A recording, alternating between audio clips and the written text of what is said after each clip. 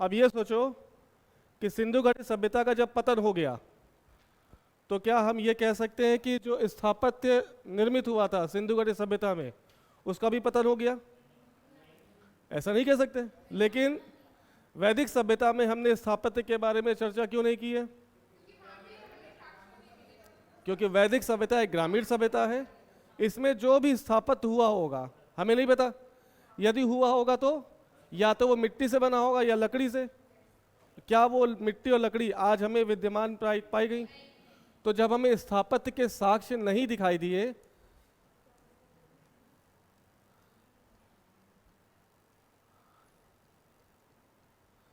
तो हम स्थापत्य पढ़ेंगे क्या?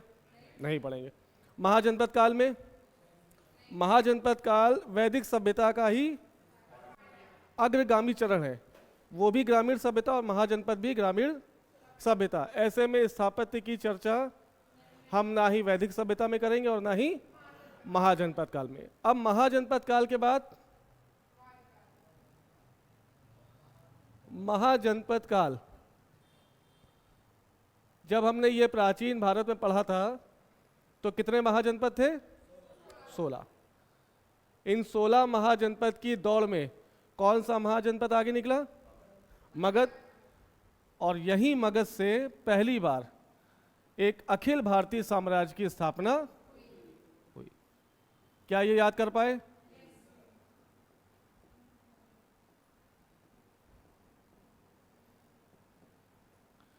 तो जब अखिल भारतीय साम्राज्य अस्तित्व में आ गया, किस रूप में? मौर्य काल के रूप में। तो अब हम जाकर यहां पर स्थापत्य की चर्चा करेंगे। करेंगे? करें? तो आज हेडिंग क्या है हमारी?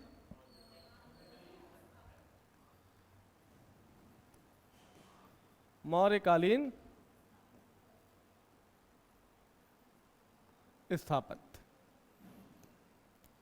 क्या सिंधु घाटी सभ्यता का स्थापत्य निरंतर रूप में इस काल में दिखाई देगा? नहीं दिखाई देगा, क्योंकि वो बीच में उसकी कड़ी टूट गई। क्यों टूटी? क्योंकि सिंधु घाटी सभ्यता से, जो कि पूरी तरह से शहरी सभ्यता थी, उससे हम कहाँ आ गए? ग्रामीण सभ्यता में आ गए। ग्रामीण सभ्यता के निर्मित मकान कैसे होंगे? तो या तो मिट्टी के होंगे या एक आध लकड़ी के, और ये साक्ष्य हमें दिखाई नहीं दिए। तो अब कहाँ जाएंगे हम लोग? मौर्य काल के स्थापत्य में। क्या ये बात पकड़ पाए? अब समझो, क्योंकि ये अखिल भारतीय साम्राज्य है, भारत की धरती पर उपजा पहला अखिल भारतीय साम्राज्य। तो क्या इसमें स्थापत्य के गुण विद्यमान होंगे? होंगे। अब देखो, इसको पढ़ते समय हमें मौर्यकालीन स्थापत्य को दो भाग में बांटना है। एक कौन सा स्थापत्य? एक है धर्मनिरपेक्ष स्थापत्य और दूसरा धार्मिक स्थापत्य। थोड़ा सा दिमाग लगाओ और ये बताओ कि धर्मनिरपेक्ष स्थापत्य में हम क्या रख सकते हैं? अभिलेख। क्या अशोक के अभिलेखों में धर्म की बात नहीं हुई है? बौद्ध धर्म की बात हो रही है ना? हाँ, बस एक चीज क्या रखेंगे? हाँ बिल्कुल। तो धर्मनिरपेक्ष स्थापत्य मौर्य काल में बहुत ही न्यून था। इसके साक्ष्य में बहुत कम दिखाई दे रहा है। पहला साक्ष्य कौन सा है? पहला और आखिरी साक्ष्य चंद्रगुप्त मौर्य का काष्ठ निर्मित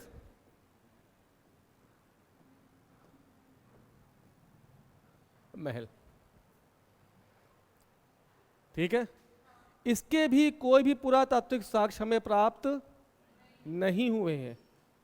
यानी जो ढांचा है चंद्रगुप्त मौर्य के महल का, वो वास्तव में प्राप्त नहीं हुआ। तो इसकी जो चर्चा की गई है वो कहीं ना कहीं साहित्यिक स्रोतों पर आधारित है।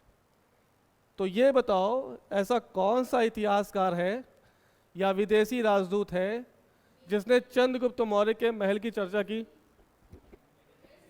मैगस्थनीज। मैगस्थनीज की किताब का नाम इंडिका। इंडिका में ये क्या कह रहा है?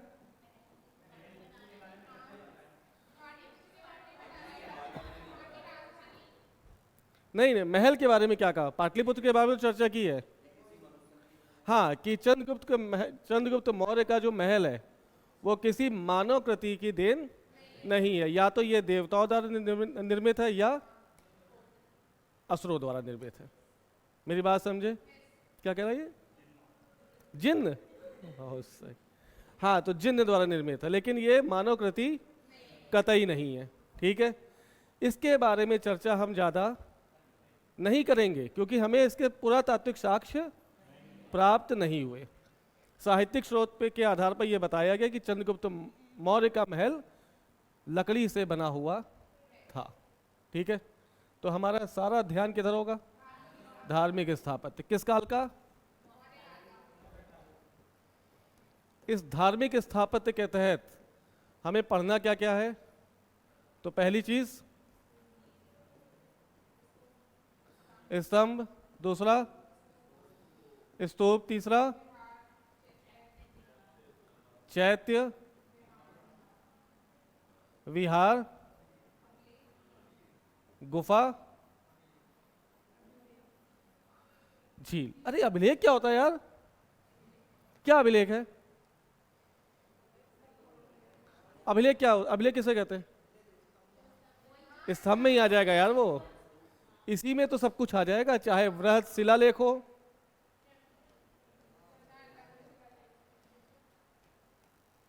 चाहे लघु शिलालेख हो, चाहे वृहत स्तंभ लेख हो, और चाहे लघु स्तंभ लेख हो। ये सब पिलर आर्किटेक्चर का पार्ट है। आया ना? ठीक है, अब थोड़ा सा दिमाग लगाओ।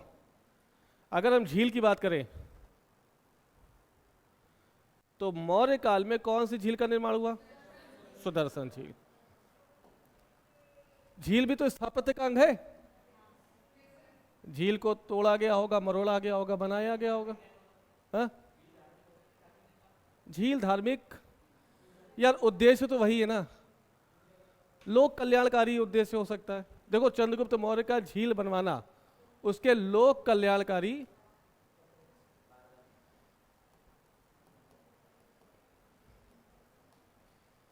कार्य के अंतर्गत आएगा।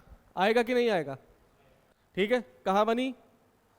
सुदर्शन झील का निर्माण, सुदर्शन झील का निर्माण या सुदर्शन झील की व्याख्या कहां पे मिली है?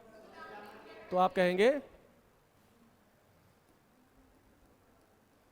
जूनागढ़ अभिलेख। ये जूनागढ़ अभिलेख किसका है? तो आप कहेंगे रुद्र दामन। रुद्र दामन कौन है? तो आप कहेंगे शक शासक। इस रुद्र दामन के जूनागढ़ अभिलेख में कौन सी तिथि लिखी है? तो आप कहेंगे 150 AD। इस बोर्ड में लिखी सारी बातें कभी ना कभी क्वेश्चन के रूप में आपसे पूछी गई हैं, जा सकते नहीं, पूछी गई हैं। ठीक है, तो 150 AD याद रखिएगा। जूनागढ़ अभिलेख याद रखना किसका है? शक शासक रुद्र दामन का। ठीक है, इस जूनागढ़ अभिलेख में सुदर्शन झील की पहली बार चर्चा की है और इसने बताया कि ये कई बार, लगभग 4 बार इसका पुनर्निर्माण हुआ है। तो ले आए? हाँ हाँ हाँ हाँ हाँ। तो बनाया किसने पहली बार? तो आप कहेंगे मौर्य वंश का संस्थापक चंद्रगुप्त मौर्य ने अपने गुजरात के गवर्नर पुष्यगुप्त वैश्य को यह आदेश दिया कि आप जाइए और जूनागढ़ की जनता के लिए एक झील का निर्माण कर दीजिए। ठीक है, और पुष्यगुप्त वैश्य किसके गवर्नर हैं? चंद्रगुप्त। इन्होंने बनवाई और बनवाने के बाद जो भी इसमें वर्कर काम कर रहे थे उनको क्या कराया? बेकार। बेकार मतलब मजदूरों ने काम किया, खुदाई की, पानी वानी की सारी व्यवस्था की, लेकिन चंद्रगुप्त मौर्य द्वारा उनको पैसा नहीं दिया गया। क्वेश्चन ये नहीं पूछा जाएगा। क्वेश्चन ये पूछा जाएगा कि सुदर्शन झील के पुनर्निर्माण किस शासक ने कराया जिसने उनके मजदूरों को पैसा दिया था? हाँ, वेतन दिया। नहीं समझे मेरी बात? इसके बाद कौन पुनर्निर्माण करवाएगा सुदर्शन झील का? तो आप कहेंगे अशोक। तो पहली बार पुनर्निर्माण हुआ चंद्रगुप्त मौर्य ने करवाया। किसके द्वारा? पुष्यगुप्त वैश्य। दूसरी बार सुदर्शन झील का निर्माण महान सम्राट अशोक। किसके द्वारा? तुसाफ।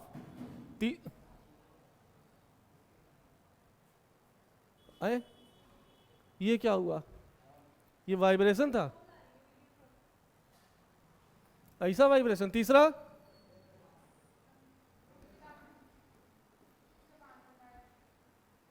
रुद्रदामन। किससे? नाम बताओ, गवर्नर का नाम? सुविशाख। और चौथा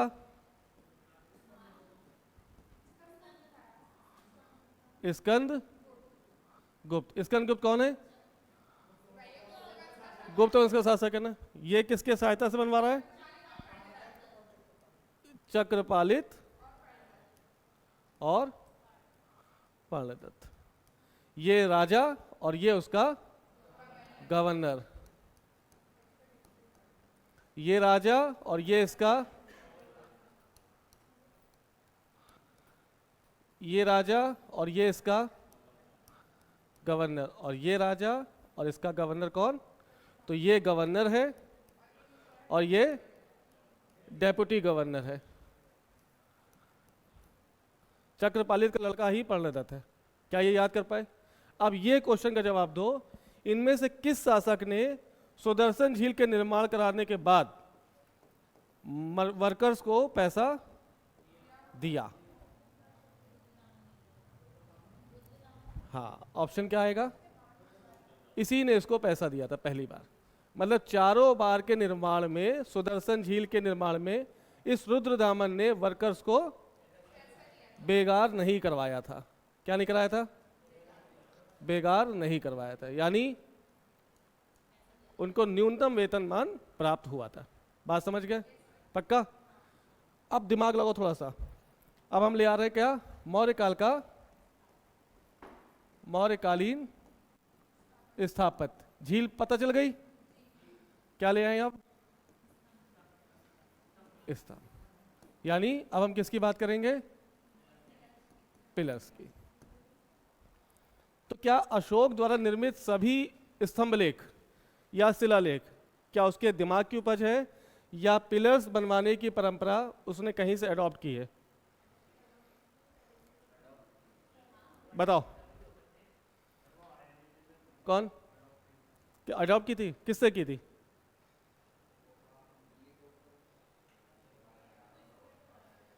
किससे की थी? देखो, नहीं, स्तंभ इसके पहले भी निर्मित हो चुके हैं ईरान में। ठीक है, ईरान, यानी अगर पूछा जाए भारत में विदेशी पहला आक्रमण कौन सा है? हिंदी यमन। हकामनी साम्राज्य का डेरियस प्रथम, याद आया? तो डेरियस फर्स्ट ने ईरान में पहले भी स्तंभ बनवा चुके थे। और ऐसा कहा जाता है कि अशोक ने 2 स्तंभ देखे। पहला कैसे लिखेंगे? पर्सिपोलस, चलो छोड़ो, पर्सिपोलस और बेहिस्तून। ये इस जगह पर, ये ईरान की दो जगह हैं, मध्य एशिया की दो जगह हैं, यहां पर स्तंभ पहले भी निर्मित हो चुके हैं। अशोक ने पर्सिपोलिस और बेहस्तून अभिलेख देखे, स्तंभलेख देखे, और उनसे प्रभावित होकर अपने साम्राज्य में कई सारे स्तंभ निर्मित करवाए। तो स्तंभ लेख अशोक के दिमाग की उपज नहीं है, वो ईरान के डेरियस प्रथम से प्रेरित था, और उसके स्तंभ पर्सिपोलिस और बेहस्तून अभिलेख से प्रेरित थे। क्या ये बात याद रखोगे? पक्का? अब मुद्दा ये है कि अशोक को स्तंभ लेख लिखवाने की आवश्यकता क्यों पड़ी? इसका जवाब दो। आए महान बनने के लिए।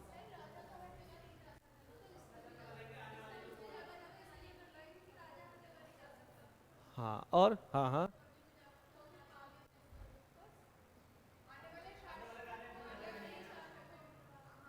आने वाले शासकों को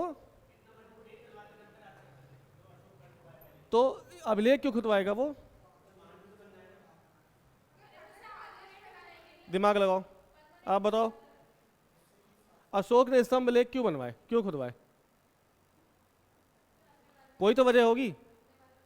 अपने बारे में बताएगा तो प्रशस्ति लिखवा देते, जैसे समुद्रगुप्त लिखवा रहा है। समुद्रगुप्त की प्रयाग प्रशस्ति क्या है? उसी की प्रशंसा की गई ना, उसकी सारी विजयों का वर्णन कहाँ किया गया है? तो अशोक ये भी कर सकता था।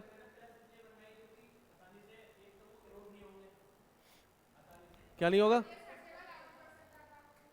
हाँ, इसको थोड़ा सा और कंसोलिडेट करो। मौर्य काल के पहले क्या कोई अखिल भारतीय साम्राज्य है? क्या कोई साम्राज्य स्थापित हुआ है? पहला साम्राज्य कौन सा है? इसके पहले महाजनपद काल है ना? महाजनपद काल कितने? 16, और 16 महाजनपद अलग अलग अपने अपने क्षेत्र में काम करेंगे। एक वृहत रूप से पूरे भारत को रिप्रेजेंट करने वाले क्या कोई महाजनपद है? नहीं है ना। यूपी में 8, बिहार में 3, भारत के बाहर 2, एक मध्य प्रदेश, एक राजस्थान, सब अलग अलग छोटी छोटी जगह को रिप्रेजेंट कर रहे हैं। मौर्य काल पूरे भारत को रिप्रेजेंट कर रहा है। ऐसे में इतने बड़े साम्राज्य को संचालित करने के लिए, हाँ हाँ तो सही से बोलना है ना, इतने बड़े साम्राज्य को संचालित करने के लिए क्या करेगा वो? अपने आदेशों को वो साम्राज्य के कोने कोने में स्थापित कर देगा, क्योंकि अशोक अकेले हर जगह नहीं जा सकता था। मेरी बात समझे? ऐसे में उसने स्तंभ लेख लिखवाने शुरू कर दिए। देखो यहां बात समझ में आ गई? पक्का? अब स्तंभ लेख मतलब कैसे? तो अभिलेखों को हमने कितने भागों में बांट के पढ़ा था?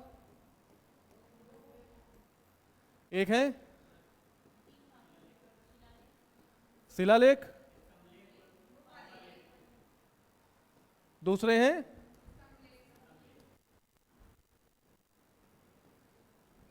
और तीसरे हैं, याद आया? अभी इसको थोड़े दिन के लिए भूल जाओ, इसकी बात करो। तो इस शिलालेखों की संख्या कितनी? शिलालेख को भी 2 भागों में बांट दो। एक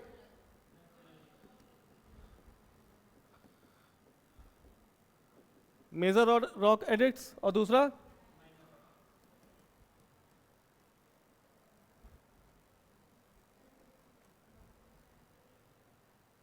ये सब पढ़ चुके हैं हम, अभी टेस्ट होगा तुम लोग का। इसमें आ जाओ, इसको भी 2 भागों में बांट दो। कौन सा? मेजर पिलर एडिक्ट्स, और दूसरा माइनर पिलर एडिक्ट्स। हाँ है ना? ये पढ़ा है तुम लोग ने? पढ़ लिया। अब ये बताओ शिलालेख कहां पर खुदे? शिलाओं पर, बड़े बड़े रॉक्स पर, हाँ है ना? इसीलिए इनको रॉक एडिट कहा गया। देखना नहीं होता है, देखना थोड़ी ना होता है वो, कोई बात नहीं। अब ये बताओ, बृहद शिलालेख अशोक के कितने स्थानों से प्राप्त हुए? 8 स्थानों से।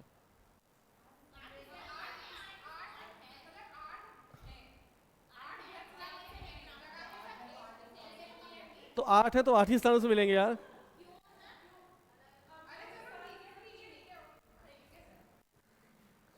आठ है तो कितने स्थानों से मिलेंगे? 16, 24, हाँ 8।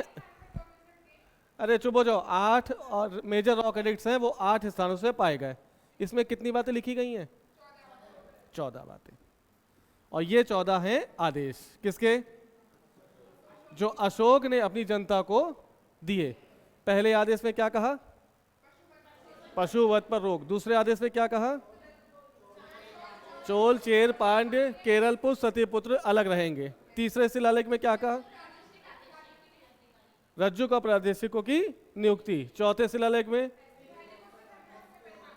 अशोक ने अपने आप को भेरी घोष से धम्म घोष में परिवर्तित कर लिया, यानी अब वो युद्ध नीति को त्याग देगा और अहिंसक नीति को अपनाने के लिए खुद भी एक्सेप्ट कर लेगा अहिंसक नीति, और पूरे साम्राज्य को भी अहिंसक बनाने का प्रयास करेगा। पांचवें शिलालेख में उसने धम्म महामात्रों की नियुक्ति की, ताकि वो धम्म महामात्र पूरे साम्राज्य में नैतिक आदेशों को पालन करें और उनको लागू करवा पाए। छठे शिलालेख में क्या कहा? उसने प्रतिवेदकों की नियुक्ति की। उसने कहा कि मैं किसी भी दशा में हूँ, प्रतिवेदक मुझसे कभी भी मुझसे मिल सकते हैं और जनता का समाधान हमसे ले जा सकते। सातवें शिलालेख में क्या कहा? उसने यात्राओं का विवरण किया। आठवें शिलालेख में उसने बोध गया का विवरण किया। नवें शिलालेख में लोकप्रिय त्योहारों को उसने बैन कर दिया। उसने पशु हत्या को पूरी तरह से बैन करने का प्रयत्न किया। 10वें शिलालेख में सादा जीवन उच्च विचार। 11वें शिलालेख में धम्म नीति की चर्चा। 12वें शिलालेख में धार्मिक सहिष्णुता की नीति का पालन किया। 13वें शिलालेख में कलिंग युद्ध का वर्णन। और 14वें शिलालेख में उसने सारे शिलालेखों को समापन के तहत कहा कि आपका कर्तव्य है कि सभी 13 बातों को माने। बात समझ गए? इन 8 स्थानों को जहां से अशोक के शिलालेख प्राप्त हुए हैं वो कौन कौन से हैं? तो 2 तो भारत के बाहर हैं, 2 भारत के बाहर हैं जो कि पाकिस्तान में वर्तमान के। पहला शहबाजगढ़ी, दूसरा मानसहरा, तीसरा धौली, चौथा जौगढ़, पांचवा एरागुड़ी, छठा गिरनार, सातवां सोपारा और 8वां कालसी।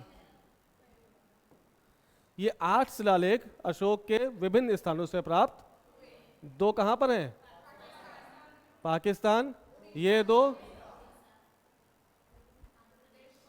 उड़ीसा, ये आंध्र प्रदेश, गिरनार है गुजरात में, सोपारा है महाराष्ट्र में और कालसी है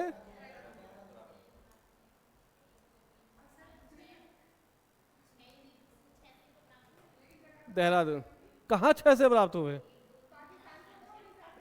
स्थान कितने हैं? अरे वक्त ठीक है, ये 8 स्थान आपको याद होने चाहिए जहां जहां से प्राप्त हुए। निम्न में से अशोक का बृहद शिलालेख कहां से प्राप्त नहीं हुआ है? क्योंकि 8 ऑप्शन थोड़ी बनाएगा, वो क्या पूछेगा? अशोक का बृहद शिलालेख निम्न में से कहां प्राप्त नहीं हुआ, और इनके अलावा जो भी होगा वो आपका आंसर हो जाएगा। मेरी बात समझे? पक्का? इसी तरह से जो माइनर रॉक एडिक्ट्स हैं उनकी संख्या लगभग अभी तक 18 बताई गई है। इसके बारे में हमें ज़्यादा पढ़ना नहीं है अभी, और हो सकता है कि और भी मिलाएं। मेजर पिलर एडिक्ट्स की संख्या कितनी है? अच्छा, इसमें कितनी बातें की गई हैं? इसमें भी 14 बातें। तो शिलालेखों में 14 बातें की गई हैं, चाहे वो मेजर रॉक एडिक्ट्स हो या माइनर हो। मेरी बात समझे? इसमें आ जाओ। इसमें ये कितने हैं मेजर पिलर एडिक्ट्स? 6 हैं। बातें कितनी कही गई? 7 बातें। Minor rock addicts sorry minor pillar कितने हैं, बातें कितनी कही गई, 7। मेरी बात समझे। अब ये बताओ कितने जगहों से पाएगा ये, मेजर पिलर एडिक्ट्स कहाँ कहाँ से हैं बताओ। पहला दिल्ली टोपरा, दूसरा दिल्ली मेरठ, लौरिया नंदनगढ़,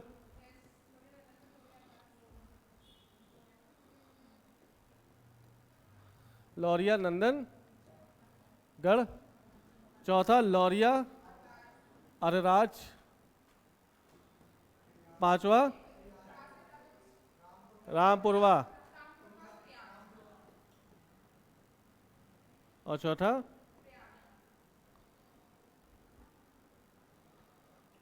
कौशाम्बी। अरे वही इलाहाबाद है ना प्रयाग, इसी को कौशाम्बी बोलो, इसी को प्रयाग बोलो। लिख दे प्रयाग, लिख दो। तुम लोग जिसमें खुश रहो वही रहो। प्रयाग। मेरी बात समझे। इसको कौन लेके आया, इसको दिल्ली में फिरोज शाह तुगलक लेके आया। टोपरा कहाँ पर है, टोपरा हरियाणा के अंबाला में है। इस अंबाला से फिरोज शाह तुगलक इसको दिल्ली लेकर आया और फिरोज शाह कोटला में स्थापित करा दिया, जिस वजह से इसको क्या कहा गया, दिल्ली टोपरा अभिलेख।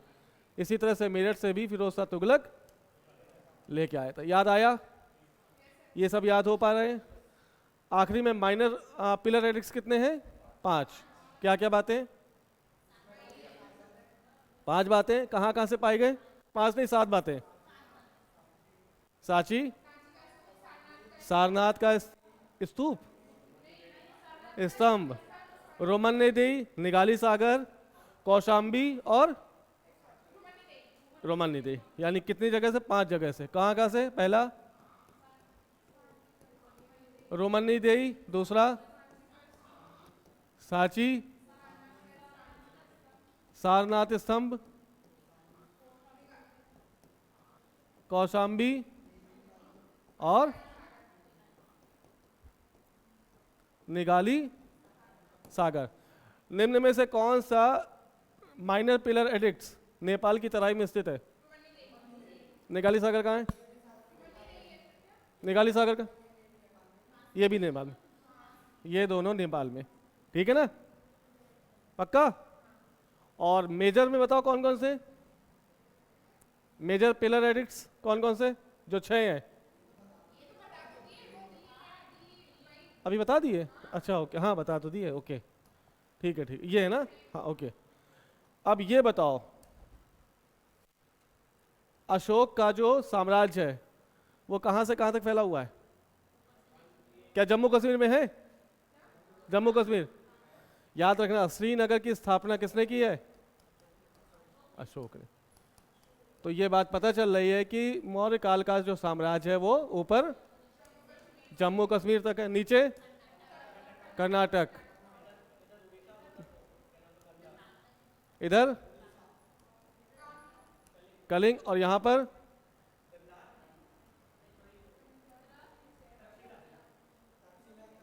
तक्षशिला भी। और बताओ क्या चंद्रगुप्त मौर्य को दहेज में कुछ चीजें मिली थी, क्या, एरिया, हेरात, काबुल, पेरी पेरी मिर्जदाई, ये सब कहां पर है, अफगानिस्तान।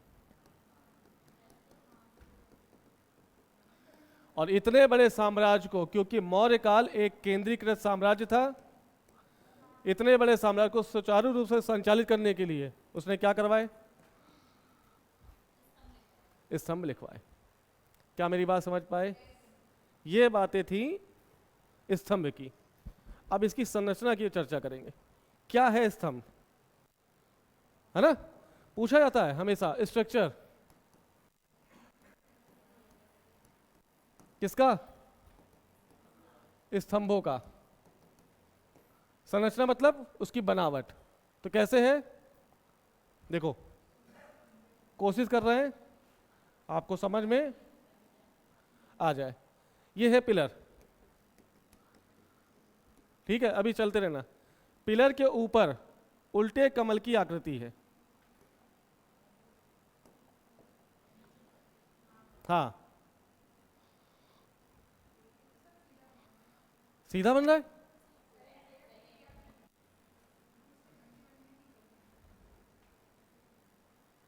जैसा भी है, भावनाएं समझना, समझ जाओगे ना। जो भी है, यानी यहां पर उल्टे कमल की आकृति बनी है। ठीक है, इस उल्टे कमल के ऊपर एक चौकी है।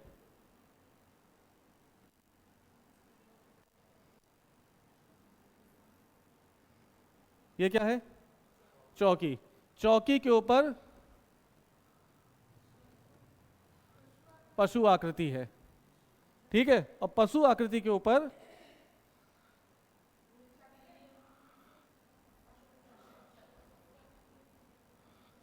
जिसकी कितनी तीलियां होंगी? 24। गिन नहीं रहे हैं आप, 24 मान के चलेंगे। कितनी तीलियां? 24।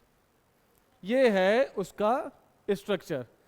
इस पिलर को कहा गया है गोवर्धन लाट। ये क्वेश्चन पूछे जाते हैं और कठिन होते हैं। ठीक है, इस उल्टे कमल को बोला गया है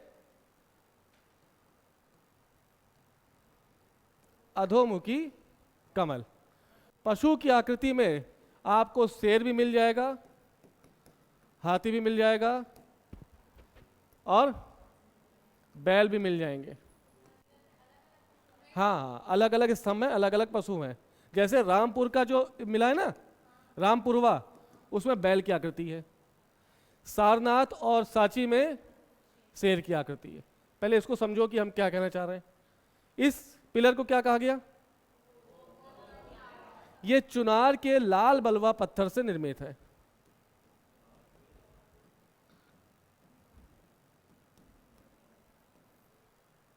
सारे पिलर्स में कौन सा यूज किया गया?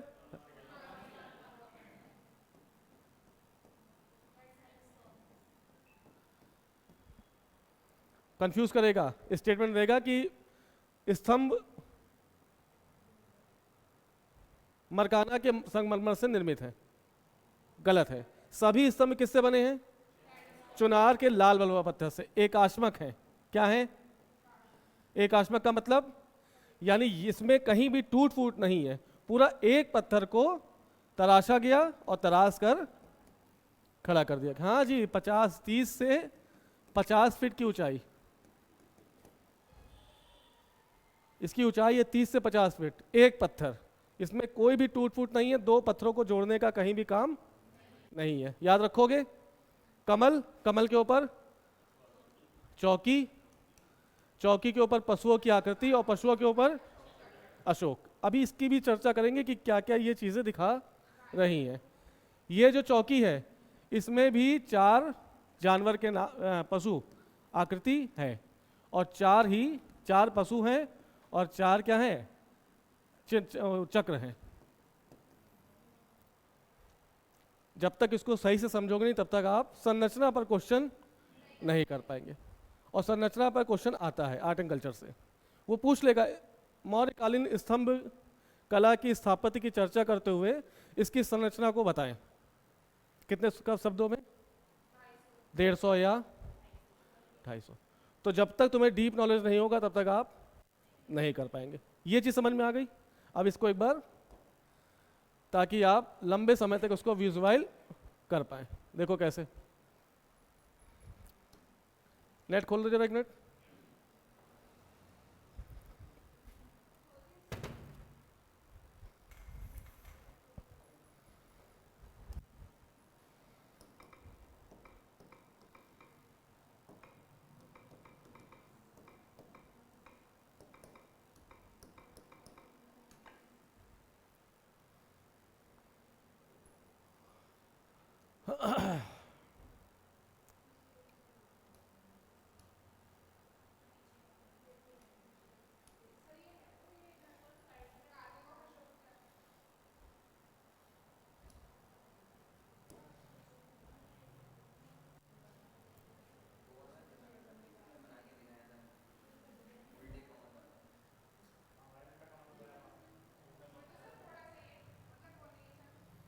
कहाँ पर? अब इसमें क्लियर नहीं दिखाते, और क्लियर दिखाते, रुको। कहाँ? ये वाला, ये पिलर स्तंभ नहीं है ना, ये सब पूरा बनाया गया है। इस पे दिखाते, इस पे आएगा, हाँ आएगा, आ जाएगा। हाँ रुको, और इससे अच्छा दिख जाए। अरे लग जाए यार।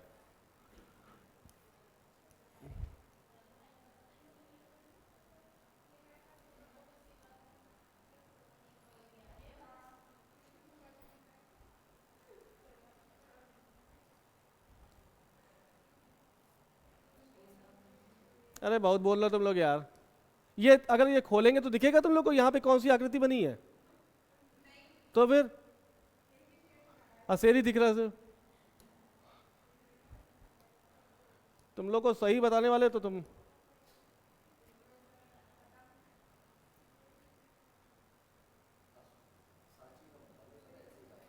हम्म,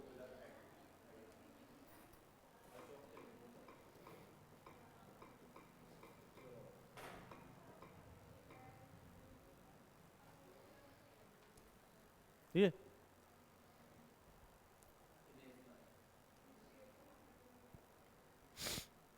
हाँ ये आ गया, ये है सही। अब तुम्हें इसमें क्लियर आ जाएगा, ये देखो। ठीक है, अब समझो इसमें फिर से, ये सब भूलना नहीं प्लीज। किसका बात कर रहे हैं? अशोका सारनाथ पिलर। ये जो स्तंभ है इसको क्या कहा गया?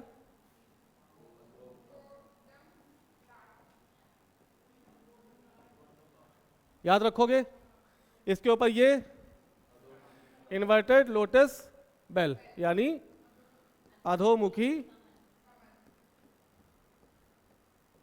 कमल, इसी को या तो बोला गया उल्टा घंटा। अब उल्टा घंटा मत लिखना, अधोमुखी कमल लिख देना। अब देखो ध्यान से,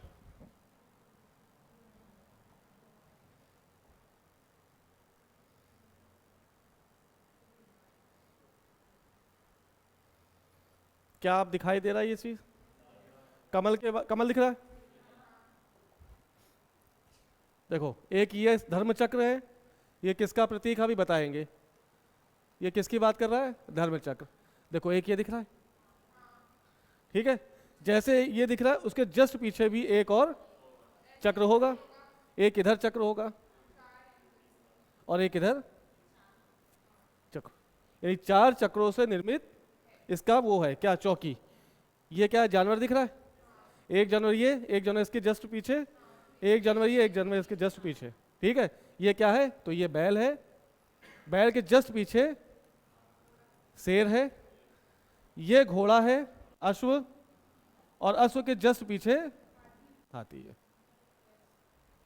पकड़ पाए मेरी बातें? देखो यार ये स्थापित है, आपको ये पता होना चाहिए, तभी आप यूपीएससी के एस्पिरेंट माने जाएंगे। अदरवाइज लोग क्या याद करते हैं? सांची का स्तूप, भरौत का स्तूप, धामेक का स्तूप, चौखंडी का स्तूप, बस। आपको ये सब चीजें पता होनी चाहिए, तब आप वास्तव में अब इसको भी जब कैटेगराइज करोगे, इसका भी अध्ययन करोगे, तो हर एक चीज अलग अलग बयां करेगा। देखो जैसे, अच्छा ये समझ में आ गया पहले, पिलर्स किससे बना हुआ है? चुनार के लाल बलुआ पत्थर। चुनार कहाँ पर है? चुनार एक जगह है जहाँ का लाल बलुआ पत्थर सबसे ज्यादा अच्छा है, ठीक। उसके ऊपर जस्ट उल्टा कमल, उल्टे कमल के ऊपर चौकी, चौकी के ऊपर पशु, पशु के ऊपर धर्मचक्र, प्रवर्तन का प्रतीक है ये 4 सिंह वाली आकृति कहाँ मिलेगी? तो आप कहेंगे सभी में 4 सिंह नहीं है, कहीं में घोड़ा है, कहीं में बैल है, कहीं पर हाथी है, कहीं पर एक सिंह है। समझ में आया? पक्का?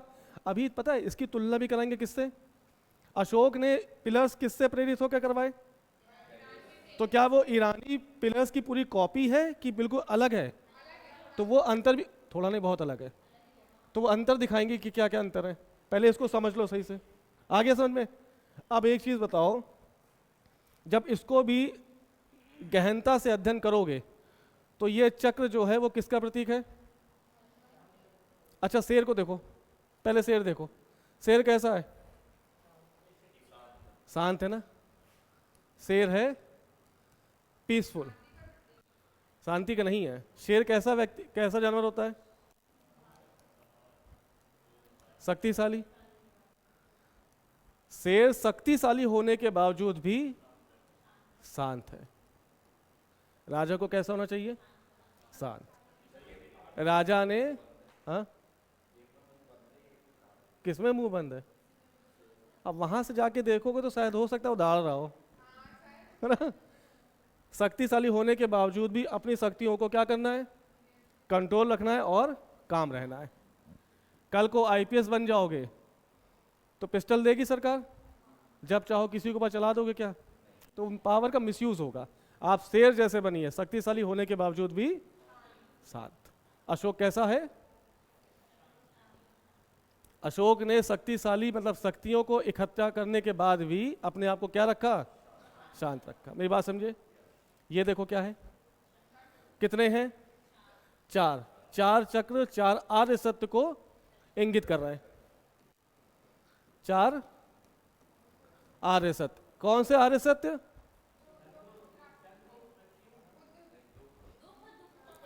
दुख है, दुख का कारण है, दुख दुख दुख समुदय, दुख निरोध, दुख निरोधगामी प्रतिपदा।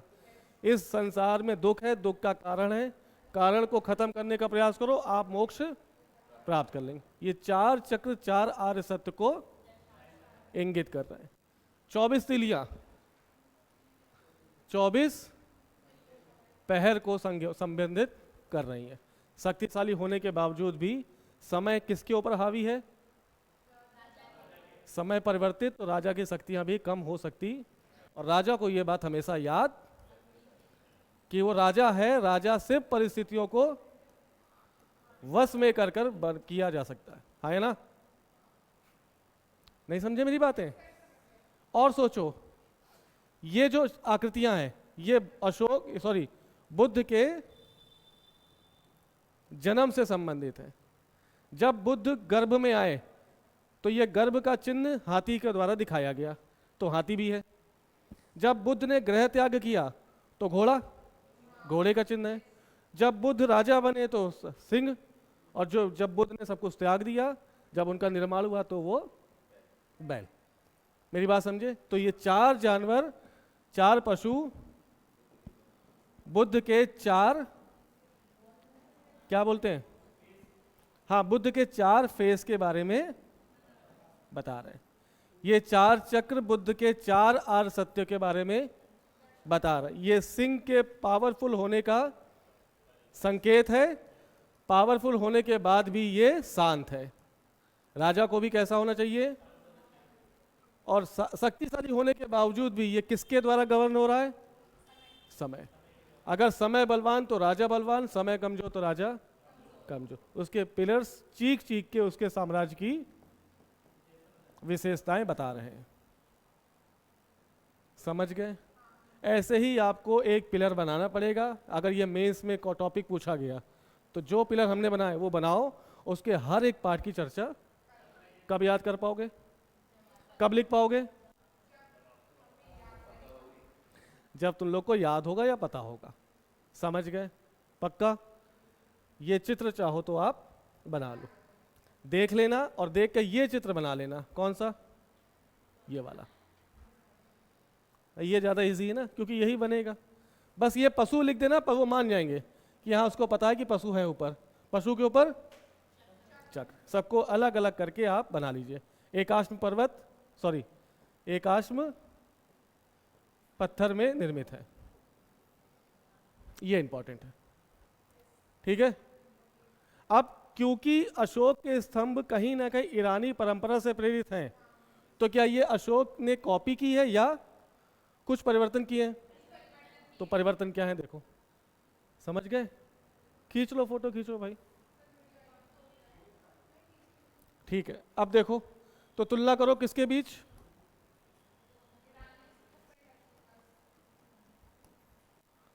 अशोक स्तंभ तथा ईरानी स्तंभ। पहला सोचो, अशोक ने जो स्तंभों का निर्माण कराया वो क्या राज दरबार के अंदर है कि या भारत के साम्राज्य के सभी क्षेत्रों में है? तो अशोक के जो स्तंभ है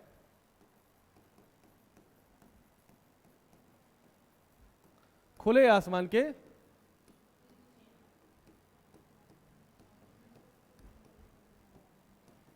ये बात समझ पाए? ईरानी स्तंभों की विशेषता है कि वो बंद छत दरबार में ही है।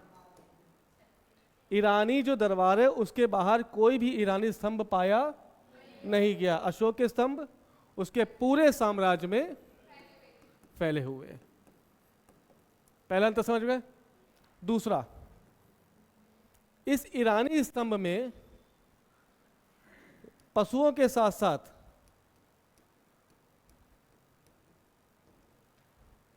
मानव आकृति भी निर्मित है।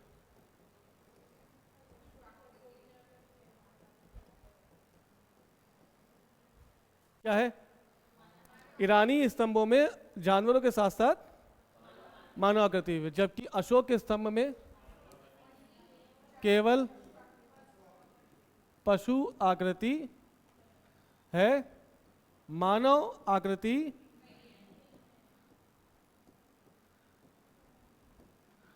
नहीं है। दो बेसिक अंतर समझ में आए। तीसरा, अशोक के स्तंभ याद आया भी एकाश्म पर्वत से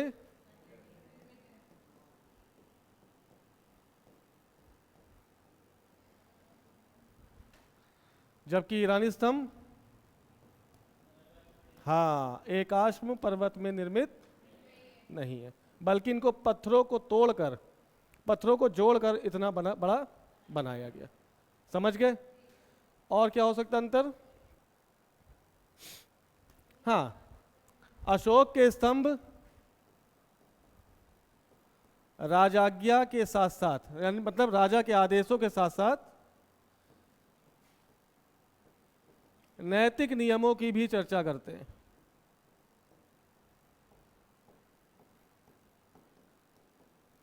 जबकि ईरानी स्तंभ सिर्फ राजाज्ञा पर अपना विशेष ध्यान केंद्रित करे हुए हैं। समझ गए? ये चार अंतर अगर आपको याद है तो आप लिख के रख लीजिए, 150 शब्द बढ़िया से लिख लेंगे। नहीं तो अब एक बार ईरानी पिलर भी देख लो तुम लोग, तो लंबे समय तक आपको याद रहेगा।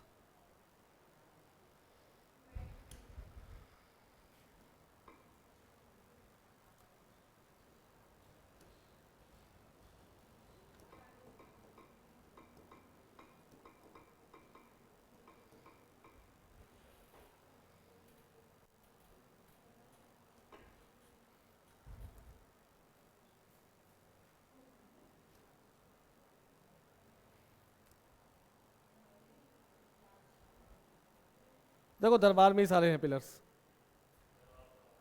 ये देखो ये पिलर है। पिलर का मतलब देखो ये कहाँ का है? ये ईरान का है।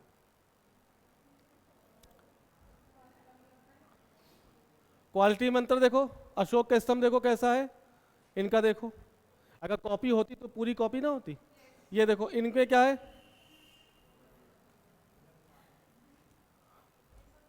ये घुमावदार आकृति को लिए हुए।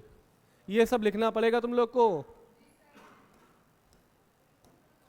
घुमावदार आकृति अशोक का स्तंभ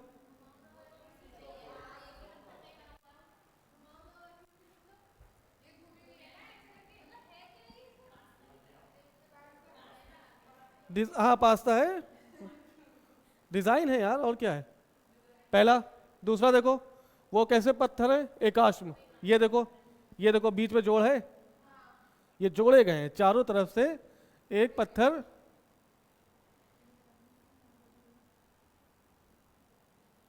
इनको इससे जोड़ दिया गया। देखो ये जोड़ा गया ऐसे, हाँ है ना। तो ये यहां पे जुड़ाव है, स्तंभ जुड़ाव है और घुमावदार है। दूसरा, इसमें सिर्फ बैल, बैल के साथ साथ, इसमें बैल दिखा रहा, बैल के साथ साथ यानी पशुओं के साथ साथ मानव आकृति भी विद्यमान है। और क्या बता सकते हैं, थोड़ा सा और देखो। हाँ पूरा दिखाते हैं। पूरा क्लियर नहीं होगा ना सर।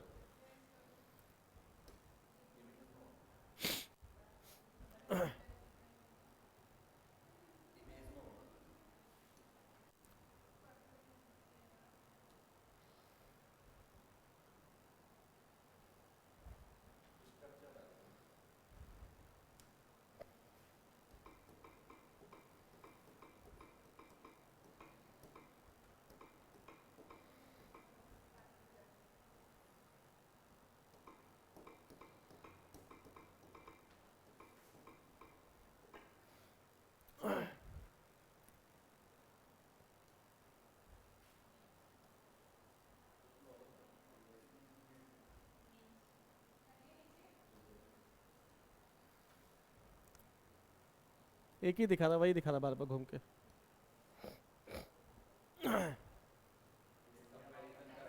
कहाँ कहाँ कंपैरिजन गिरा है?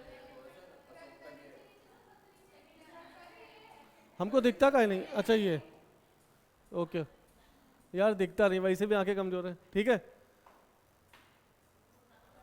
ऐसे नहीं दिखेगा।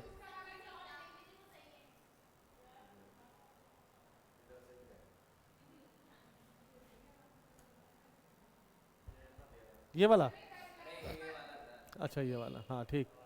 बस बस देखो सब दिख गया। ठीक है, चौकी नहीं है, चौकी देखो कहाँ इसके ऊपर दिखा दी गई। ठीक है, यही सब अंतर आपको याद रखने पड़ेंगे, खासकर जो हमने लिखवाए वही याद रखना। देखो ये चौकी है, यहाँ पर चौकी का अभाव है। ऊपर ऊपर सिर्फ पशु के साथ साथ मानव भी हैं, और यहाँ पर से केवल पशु है। ये राज दरबार से ही संबंधित है। ये खुले आसमान में और पूरे साम्राज्य में फैले हुए हैं, एकाश्म पर्वत से निर्मित नहीं है। यहां पर एकाश्म पर्वत का यूज किया गया है। पर्वत कह रहे हैं यार, पत्थर। ठीक है ना? अरे इसमें नहीं होगा, लेकिन है, मानव है। सिर्फ एक ही थोड़ी ना मिला है, ऐसे कई सारे मिले होंगे ना, जिनमें से मानव की आकृति है, ये कंफर्म है। ठीक है, समझ गए? तो ये था अशोक कालीन स्तंभ स्थापत्य। कितना याद कर पाओगे? अगर जितना भी लिख लेना, 150 शब्द हो जाएंगे आपके। कितने?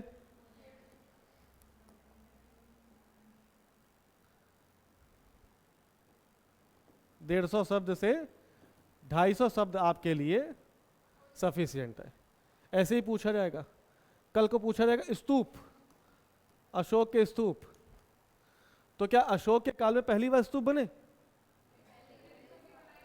ऋग वैदिक काल में पहली बार स्तूप का यूज किया गया है। कल चर्चा हम किस पे करेंगे? स्तूप पर। ठीक है, कैसे? देखो ऐसे स्तूप हैं, एक चबूतरे पर निर्मित है। चबूतरे के चारों ओर प्रदक्षिणा पथ, जब लोग जहां की परिक्रमा करेंगे। इसके बाद चारों तरफ वेदिका, रेलिंग, इसके ऊपर ये हर्मिका है।